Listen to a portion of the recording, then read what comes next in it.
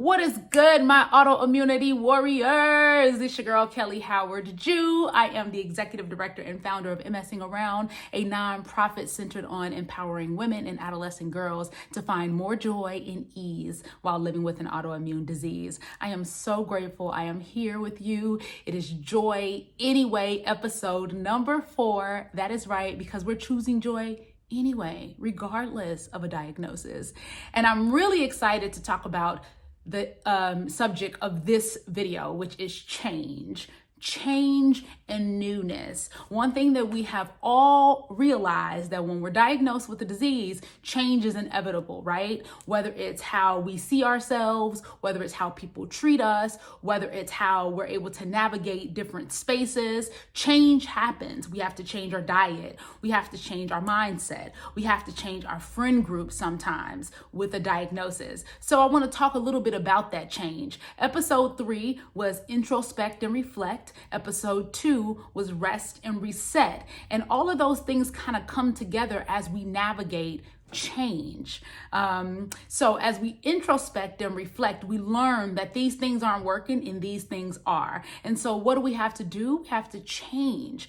And so sometimes that change is hard, which is why I am hoping to empower you today in changing in micro steps. That is right, small changes, a little bit at a time, to go into the grand change of your life, to add to the quality of your life. Something I started doing very early on after I was diagnosed was brushing my teeth with my non-dominant hand. I'm left-handed, and after reading something about neuroplasticity and the changes of the brain when you do small little new changes, I started to brush my teeth with my right hand. Now it's almost natural for me to do it. Like, I don't even think about it. I just brush my teeth with my right hand. And I noticed that if I'm not brushing my teeth with my right hand, it's usually because I'm not being present. I'm being mindless. I'm thinking about my to-do list. I'm rushing. I'm in a zone. And I'm like, oh, wait, I'm brushing with my dominant hand. Let me switch that back over. And it's not as easy as you think. My daughter just started doing it, and she was like, Mom, brushing with my left hand is very hard. Yeah, it is, but it's rewiring the neuroplasticity of the brain. So starting small with something that you already do, you already brush your teeth, but now you're going to use your non-dominant hand in order to change a little bit of how you see things. Narration is super important too, right? So when we start changing small things in our lives, we start to narrate our capabilities different. If we believe that we can't do something and we rest in that knowing, then we won't change. But if we start to change in small ways, it builds up our confidence, and we're like, oh, I can do that thing, right? And so change in the smallest ways. If you use honey in your tea or in your coffee, maybe try agave, right? Something a little different. Your walk to work, or your walk to the train, or your route to work when you're driving, maybe change it up a little bit. Instead of taking the expressway or the freeway or the highway, whatever you call it, wherever you are. Here in Chicago, we call it the expressway or the E-way. Instead of doing that, right? Maybe take the streets if that's doable, if that's a way to be done, if you can leave in enough time to take the streets. Changing up things in the smallest ways really does change our neuroplasticity in our brain, and that helps us to navigate the change of being diagnosed with an autoimmune disease. And also the narrative, right? Go back to the narrative of how you see things. So for me, I used to go to I still go to the gym, but when I'm there, I do the Stairmaster. I love the Stairmaster. Okay, it is my favorite machine. I do it for like 45 minutes to an hour. I'm a little over the top with it, but I'm nervous about mobility. And so I do the Stairmaster to prove to myself that I can do it. I also always take the stairs, no matter where I am. And I started that change back when I first got diagnosed. Instead of taking the elevator or the escalator, if there's an escalator right next to a flight of stairs, I take those stairs, because that is, for one, challenging me, challenging my mobility, and it is keeping me active and proving to myself that I can do it. So these small little changes really do add to our joy in our ease in life. And I know you're probably thinking like, Kelly, how taking the stairs is adding to my ease? That sounds exhausting. That sounds arduous, right? That's a hell of a task. But I guarantee you, after doing it and continuing to do it and continuing to show up for yourself in these small ways, it will become easier. And you'll start to realize too that that idea of not being able to handle something changes. It really does change the narration. And that's the goal of messing around. The entire focus of my nonprofit is to change the narration of how we see a diagnosis. It is not the end of your life. It is not a death sentence. It is an opportunity to live with more intentionality. And so with me, I intentionally brush my teeth with my right hand. I intentionally take the stairs whenever they're present for me to take. Like, no joke. If I am at a hotel and I am staying on flights 10 or under, I take the stairs every single time. So if I have to come downstairs real quick, ask for a parking pass or an extra towel or whatever, I take the stairs and I take the stairs back up. Sometimes I am tired. Sometimes it is a lot. Sometimes it's doing the most.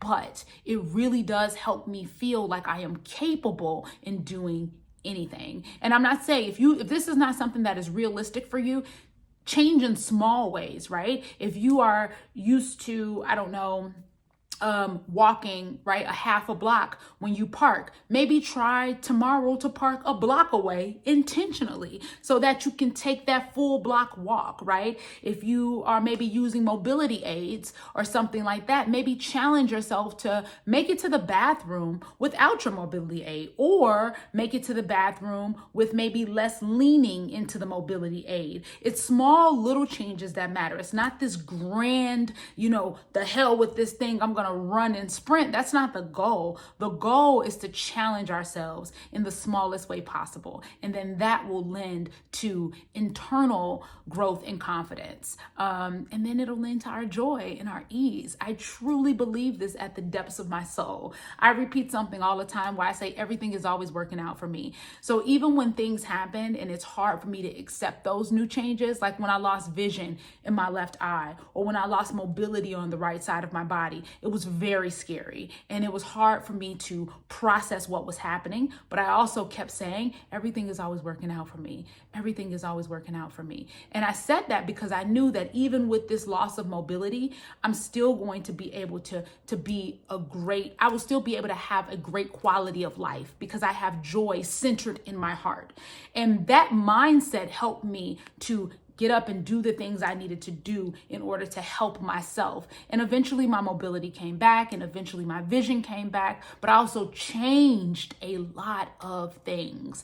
I changed my diet. I stopped drinking alcohol, which I didn't drink a lot of alcohol anyway, but I completely cut it out, right? To like 1 glass of wine a year now. So I really started to make changes, and I've noticed that those changes have made a huge difference in how this disease progresses within my life. So ask yourself these questions, these journaling questions, right? What is something you do right now that you can change in the smallest way, and it won't feel like a massive change? What is something you can do right now that you can change that will not feel like a massive change? I gave you one at the beginning, brushing your teeth with your non-dominant hand. That's one right there. So you already brush your teeth, right? I hope, yeah?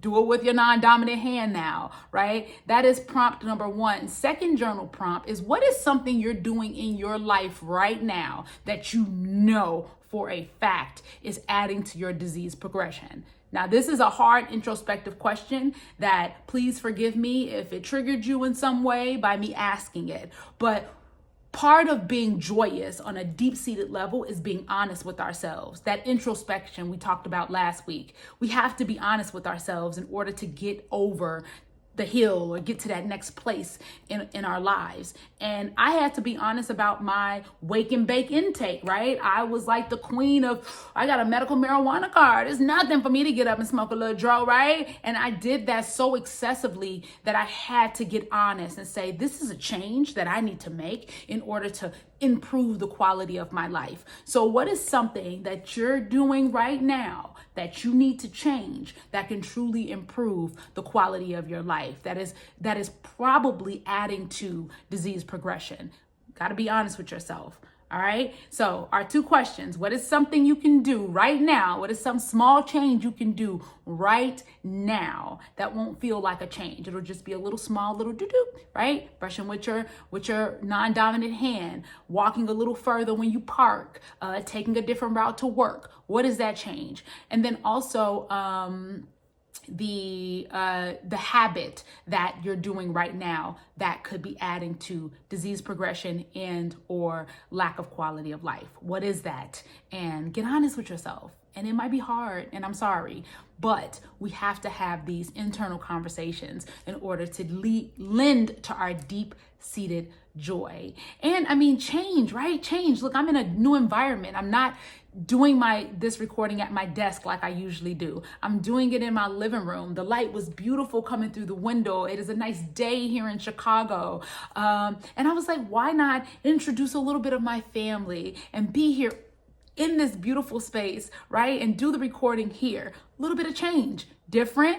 I'm a little, I don't want to say I'm uncomfortable, but it's a little different. My husband makes a lot of noise, and I just checked his location and he almost home. He gonna come bulleting through this door at any moment now, and that could interrupt this video. But I was like, you know what? I'm still gonna do it right here because this is a change of environment, and sometimes you just need a little bit of change. Let me know if this video was helpful to you. I am so excited about all of the amazing activities we have coming up this week for our Be Well and Engage weekend. We have our comedy show in just 3 days. That is right, 3 days. Thursday, March 12th, here at the Chicago Laugh Factory. If you were diagnosed with an autoimmune diagnosis, those tickets are just $1 for you. That's right, that is $1. Lupus, RA, celiac, it doesn't matter, multiple sclerosis, $1, right? Go ahead on the website, messingaround.org, and get your ticket today. And if you're just a caregiver or you just want to see a good show and support a good cause, there is a ticket option for you there as well. And then we have our amazing Rest and Reset retreat on Friday. That is a virtual event. So if you don't live in Chicago, that's the event for you. Just go on messingaround.org and register for that. We'll be talking about habits and rituals via Zoom. That's going to be so much fun, and I cannot wait to connect with you all. And then on Saturday, we have the Wellness Day Retreat. Neurologists, urogynecologists, we have a Reiki specialist, we have mini massages, we have an anti-inflammatory lunch prepared. It is going to be mwah, mwah, mwah, crisp, and I am so excited that you will be there to join us. So if you have not RSVP'd for that, make sure you go on messingaround.org right now and do that. That is for the autoimmunity community only. So Friday and Saturday, those two events is only for the autoimmunity community. You have to have a formal diagnosis in order to register for those events. I'm not check-in. I'm not gonna be like, let me tell you where you at. Let me see your doctor's note. Like, no. If you want to claim this just to be a part of our community, baby, let me tell you something. Karma is a mofo, all right? The universe will reward you with what you are asking. So these events are for the autoimmunity community only, the Friday and Saturday event. But the comedy show on Thursday is for everyone. So please do join us. And you can find out more about all of this on messingaround.org. I'm your girl, Kelly Howard Jew. Thank you for joining me here on episode number 4 of Joy Anyway. All right, I need to go. I've been like geeked all day. I've been on Fox this morning and doing a lot of promo for the Be Well and Engage weekend. I need to get this makeup up off my face because I really don't be liking makeup up on my face. That's why my face so clear, because I don't be wearing all that stuff. You know what I'm saying? I don't be doing all that. All right, I'm gonna go. I'm your girl, Kelly Howard, and I will see you guys here next time. Next week, actually. We'll do a debrief on the Be Well and Engage weekend and how that felt. Yeah. All right. Joy anyway. Don't forget. Keep your joy anyway. All right. Bye.